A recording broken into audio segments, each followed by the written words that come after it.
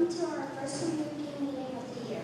Our names are Anna Wong, Lasia Batu, and Caitlin Shee. We are excited to join in today's meeting in our role of MC. At our monthly community meetings, we will be listening to news, celebrations, and recognizing students from our school. We always have a full meeting, therefore we wanted to be sure to maintain a respectful environment. Please stand for the Pledge of Allegiance. I pledge allegiance to the flag of the United States of America and to the republic for which it stands, one nation, under God, indivisible, with liberty and justice for all. Thank you. You may be seated. Years ago, students, teachers, parents, and other community members worked together to write the touchstone of Sherwood Middle School. A touchstone outlines how we use our core values to work together as a community. At community meetings and whenever we are in Sherwood Middle School, we follow the estimates touchstone, which we will recite now. Please repeat after me after I read each section. Sherwood Middle School is a community of independent learners who treat others respectfully and responsibly. Sherwood Middle School is a community of independent learners who treat others respectfully and responsibly. At our school, students and faculty stand up for what we believe in, celebrate our differences, and make learning fun. At our school, students and faculty stand up for what we believe in, celebrate our differences, and make learning fun. Our positive attitudes create a path to success. Our positive attitudes create a path to success. At Sherwood Middle School, we persevere and confidently strive to do our best. At Sherwood Middle School, we persevere and confidently strive to do our best. We learn from our mistakes and understand the importance of honesty. We learn from our mistakes and understand the importance of honesty. We are a community whose core values lead the way. We are a community whose core values lead the way. Please welcome our principal, Dr. Lazat.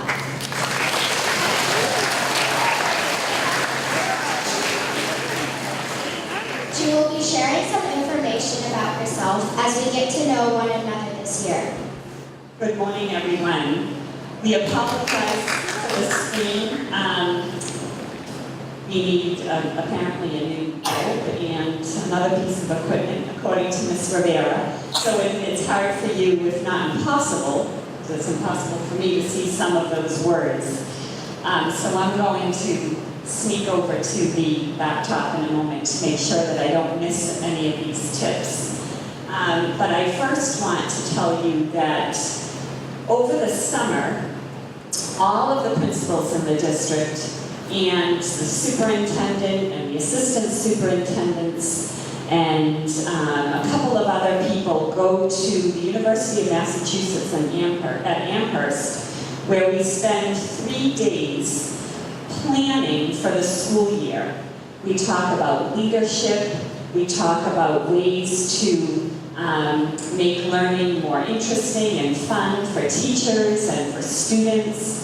We discuss leadership for ourselves. How can we best serve all of you as your principal? My job is to make sure that you're safe and that you're learning and you're making friends and you're healthy and happy, along with all of the wonderful teachers and staff here at Sherwood Middle School. So we developed a list of essentially rules to live by. And before every meeting that we have, and this is a new list, we've had another list that we've been using for years, but we thought it was time to freshen up those rules. And my group's job was to come up with some tips. And I thought it was important to share with all of you because these aren't only rules for the leaders in our school district to follow, and the teachers and the families and the aides and our custodians, etc. They're for all of us, all of you. And the first tip, oh, thank you, Ms. Rivera, that you see here is to be present. And I know we talked last year, particularly on our Mindful Mondays, when we take a moment or two just to check in with ourselves and have a quiet minute to kind of welcome a new day, but with a clear head as much as we can. It's important to be present to ourselves, but also to those in front of us. So when somebody walks along or is sitting next to you in class and it looks like, you know, they could use a good morning or they've said good morning to you, we need to work always to be present to them. And the one way that I know when someone's being present to me is when they look up. They're not down on their computer or iPad, they're not texting a friend, they're not doing anything other than looking at me, looking like right in my eyes. And that shows me that they're also listening, even if they have other things, because we always have other things in our minds. So I'm asking all of us to be present to one another by looking up. I say it to my own children when I'm trying to have a conversation and they're eating their meal or they're on their phone or they're doing something else. I'll say, could you look up at me so I know that we're together and having a conversation and be present? And in doing so, we're better able to focus on one another and focus on what we have to say or maybe what we don't have to say. Sometimes being present is being quietly present and giving a smile or a nod just to let someone know, I'm here with you. We always work to value one another's contributions. And what that means is when we're in class or on the soccer field or at a concert and someone contributes an idea, a thought, either verbally like, oh, I think we should, you know, start our concert at 6 o'clock instead of 7 because it might be better for families at 6 and later in the evening, rather than say, oh, that's a bad idea, oh my gosh, and roll your eyes or make a gesture or say something to the person sitting next to you. Just listen. And in doing so, we're valuing, well, that's one idea. It might not be my idea or the one I agree with, but it's one I'm going to value because someone else shared it, someone who's important to me, because we're all important. We want to make it our contributions. And what that means is, certainly when you agree with something, you're going to say, oh, I agree, I'd love to do that. Yep, let's go out on a stormy, windy day for recess. Yeah, I'd like to do that. Or you might be thinking something else, like, I don't agree, but I have another idea. And what we want you to do, and what the adults need to do, is speak up and add our thoughts to that conversation. Because otherwise, we all make assumptions. Well, Dr. Lazat didn't say that she didn't agree, so I assume she did. The teachers and I sometimes will say silence, being silent about something, equals consent. In other words, when you're silent and you don't say something, it must mean that, yeah, you're okay with it. When inside you might think, oh no, that's not a good idea. That won't be good for most people, or that might be unsafe. So we need you to speak up and make your contributions. Keeping in mind that safety is always first. And that's not only physical safety. You know, we want to be sure that we're physically safe. We're not doing anything dangerous to hurt ourselves or someone else. We certainly aren't actively and purposely harming someone, including ourselves.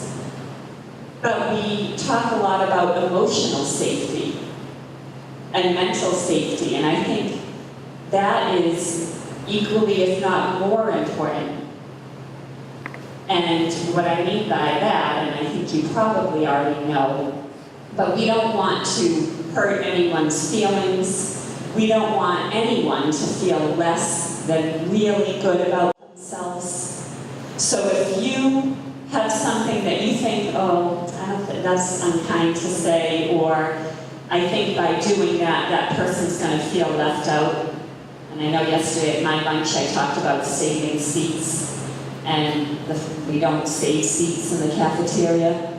You should see all the sad faces that come along when they see that there are hats and lunches on seats and somebody was really hoping to sit there. We don't do that here at Sherwood Middle School, and I'd like to think that we don't do that, or we're working not to do that in our world, because that would make for a much happier place to live. But being emotionally safe is feeling good, chin up, happy with ourselves, confident, and someone can zap that confidence from us in a matter of like a half a second, even less, by looking at us in a not so kind way, by rolling our eyes, by doing this right in front of someone, and you wonder, oh, are they talking about me? I bet they are, because my shoes don't look so great today, or my hair is a mess on this humid Tuesday. Right? So we don't do that. And we always assume good intentions, knowing that everyone is doing the best they can. So though someone may not seem so happy, or they might look a little grouchy on any given day or time of day, know that we all have lots of other things going on in our lives. And there are moments of the day when we're happy, and there are moments of the day where we don't feel very happy. So when you look at someone and their face is glum, or they look a little not so nice, assume that they're doing the best they can to be the best person they can be, given all the things they have going on in their lives, and in our lives as adults. So those are my tips, and I probably took too long, but I wanted to share those with you today. So back to the MCs. Thank you for sharing it to us and letting us to get to know you today, Dr. Lazat. Here at Sherwood Middle School, we use iPads to help us learn and demonstrate our learning. iPads are an academic tool and a huge responsibility and a privilege. The way we behave online using any tool, whether an iPad, a phone, or a computer, can have positive or negative consequences. So students learn about digital citizenship throughout the year in all of their classes. This meeting we will be discussing your digital footprint. We will follow up on this with a short activity on T. Mrs. Gudikins is here to share some information regarding digital citizenship in grade 6.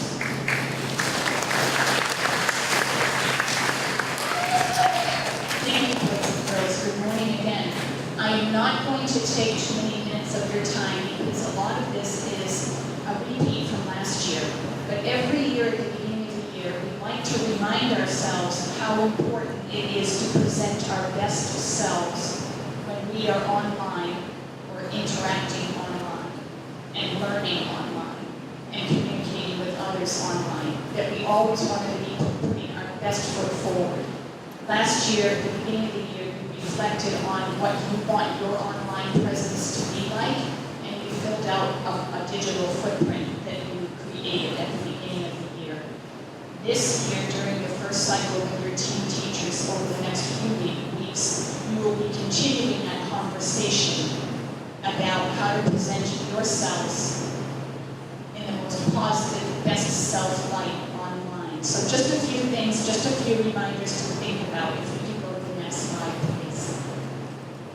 And that is, be thinking about, have you ever created a profile online, filled out a form online, participated in some sort of a chat online, sent an email, or Googled yourself?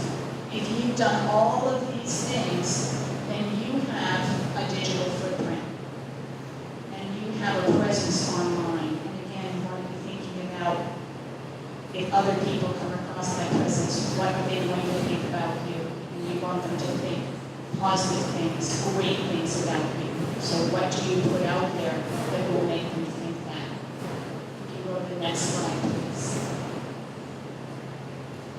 So again, remember, anytime that you do any of these things or visit a certain website or use a search engine, that you're, again, creating that digital footprint. And it's made up of all these bits and pieces of information about you.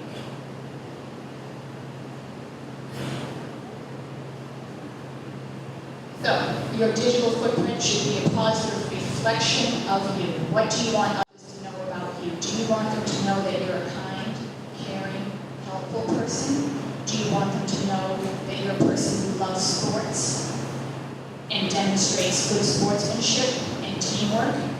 Do you want them to know you're a person who loves music and works hard and perseveres at playing an instrument or singing? Or that you just love listening to music and have a great appreciation for that? Those are some of the positive ways that you can present yourself to others online. Information that's put out there, you have to remember, never really goes away, even if you delete it. There's always that footprint somewhere that can be retrieved, so be very, very thoughtful when you share information or you use online search engines, etc. Go to the next slide. So I know I've seen this posted in many classrooms. We want you to remember to always think when you are going online. Make sure that whatever you're doing, is it true? Is it helpful? Is it inspiring to you and to others? Is it necessary? And most of all, is it kind? So I'm going to turn it back over to the MCs now because we have a lot more of our program, but you'll be talking more about digital citizenship with all of your teachers over the course of the year as you did last year. Thank you, Mrs. Grotykins, for sharing this important information. At this time, I would like to invite Mrs. Daly up to introduce the ELA Challenge. Each month there is a writing challenge related to the core values of the month. Ms. Daly will tell us more about this opportunity.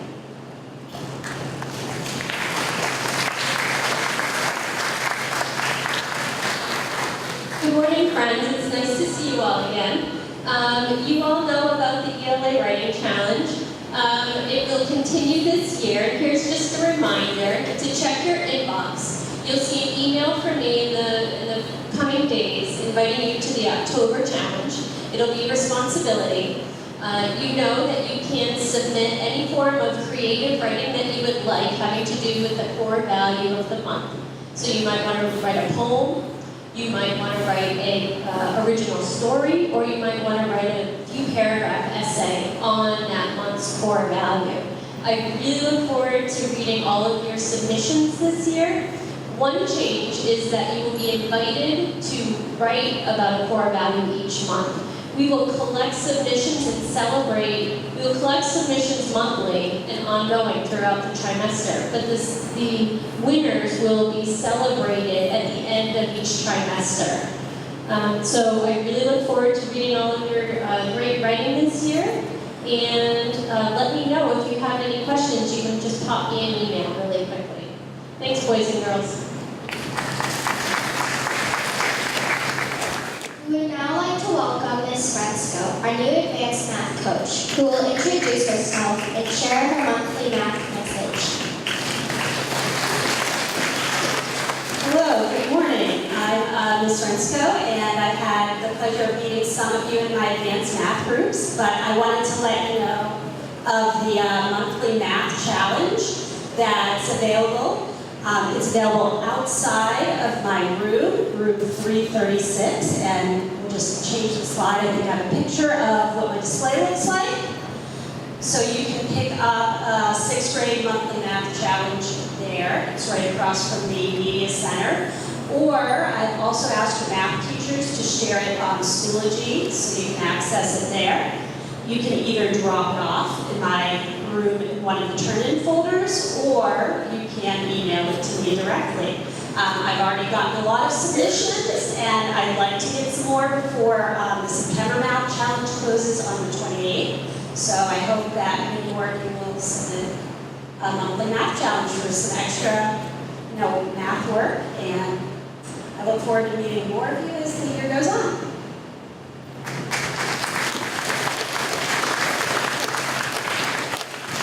Thank you for sharing about these exciting math opportunities.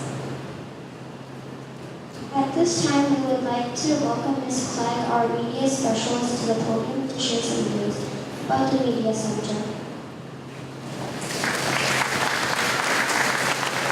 Hi everyone. I'm so glad to meet all of you at once. I know I've met many of you individually as you come into the Media Center, and I hope that as the year goes on, I will see every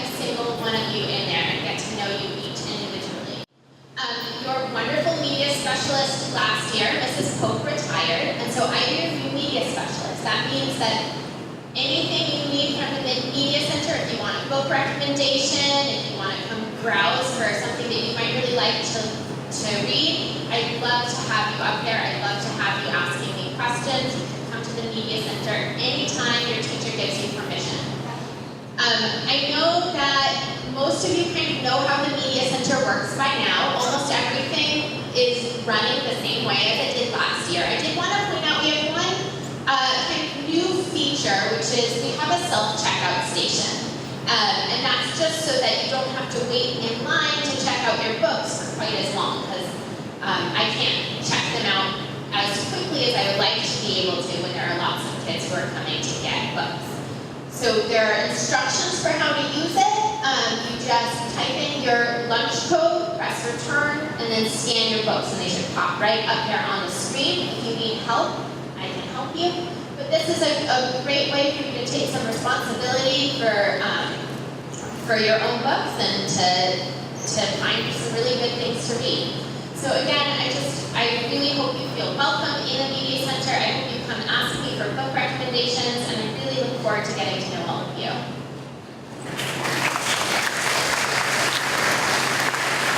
Thank you, Ms. Pratt. We are looking forward to spending time in the Media Center. Ms. Kuna wrote a grant to create a loom for students and staff at Sherwood. She built these looms with the help of Mr. Dunn. The loom is for everyone to use. The loom is in a space where students feel free and comfortable to create. We will now take a moment to listen to a video about the loom.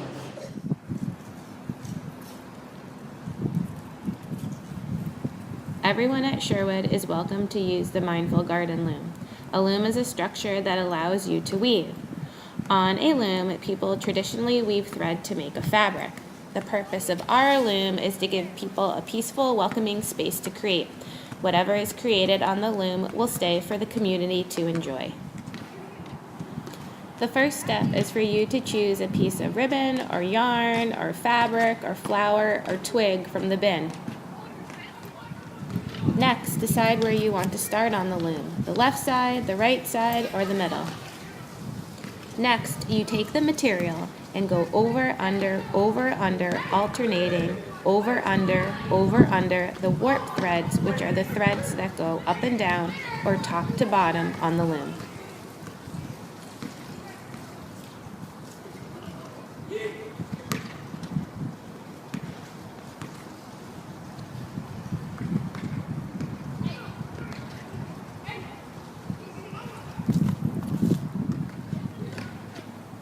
Next, choose another piece of material, and this time go over, under, alternating across, over, under, all the way across the loom. You can even work differently and go over 2 warp threads and under 2 warp threads, or even across 5 warp threads if you'd like. There is no wrong way.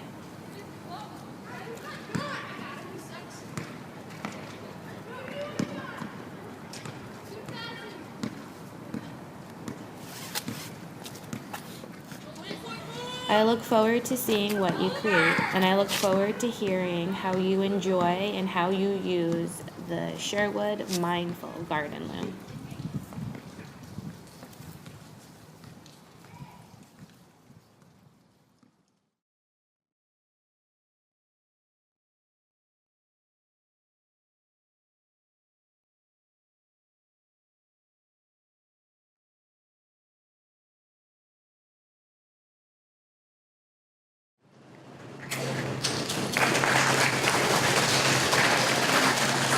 Thank you, Ms. Kuna, for giving us such a great way for us to be mindful of success.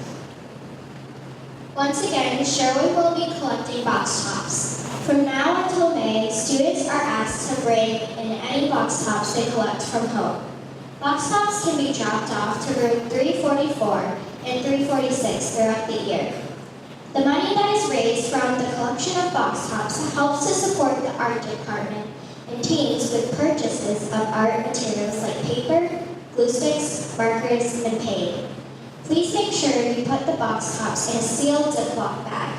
Thank you all in advance for your donations. We are going to end our our meeting today with a brief video on kindness from an organization called Friends Bells. Friends Bells promotes kindness and kindness education. As we focus on cooperation for the month of September, we remember the importance of being kind, caring community where we all work together to achieve our goals. Each of us plays an important role in creating this community. And kindness means the golden rule: treat others the way you want to be treated yourself. Kindness means to me is to be kind to one another so no one will get hurt. I would have to say kindness is a way to act around others, but also like try to brighten someone's mood. Kindness means to me basically like helping somebody if they can't do something.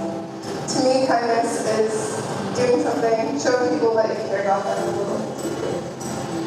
Like when you're being kind and nice, like when someone let's say that I fell right now and there was another kid that just helped me up. That's kind of what being kind is. Kindness means taking action if you see someone who's having a bad day or you just need someone to talk to. Like when someone gets hurt, you always come down and you treat others the way you want to be treated. Kindness is important because it makes other people feel better about themselves and it makes people happy. I think it's important because it's something that, when you practice kindness, it really makes you feel good, and it makes other people feel good as well. When you're kind to someone, people will be kind back to you. I think kindness is important because it helps boost people's self-esteem. It can boost up people's energy, make them feel more happy. It helps make the world a better place. Because you don't want to be mean to other persons, and you don't want to talk mean. A lot of people will be kind, the world could be a better place. Because if you're not kind to somebody, you could hurt their feelings, and you could not have as many friends. If you're in a bad mood, it's kind of hard to be kind because you're feeling down or whatever. Sometimes there's some people that really get on your nerves, and it's really hard. Like sometimes you just want to yell at them or just tell them to stop being annoying. But you always have to be considerate and think on how it's going to affect someone else. Sometimes if you're having a bad day, it's really hard to see when other people need help. Well, sometimes you're frustrated and it's hard to be kind to other person. The hardest part is when you have to say sorry.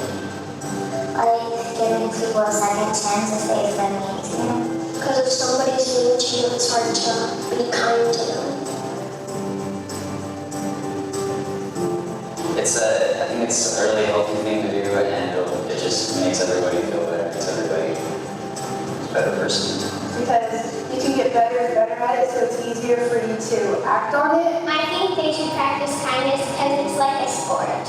I mean, you won't always be perfect, but you can at least try to make someone feel good.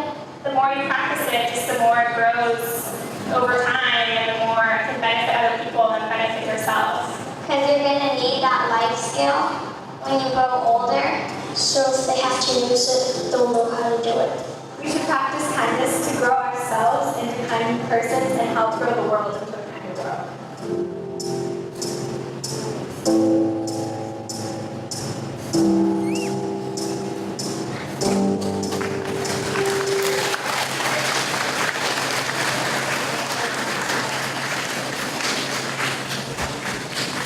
This month, we continue to work together on building a cooperative Sherwood community. Thank you to everyone who shared today. And here's Dr. Rizzo. How about a big round of applause for our fabulous science students who are here today. And those who meet you at the door and ran the projector, round of applause for them as well.